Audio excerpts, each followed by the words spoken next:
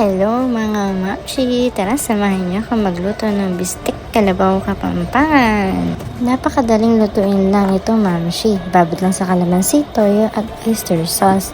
Ibabad ng mga 1 o 2 oras lamang. Pwede rin overnight.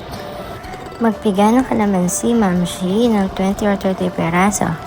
Or lemon juice. Kung wala kayong kalamansi, mix-mix lang mamshi. At hintayin ng 1 o 2 oras bago lutuin. Mag-init na mantika at iprito ang na-marinate na kalabaw. Isa't isa dito mamshi. Magluto ng 3 perasong sibuyas at set aside dito mamshi.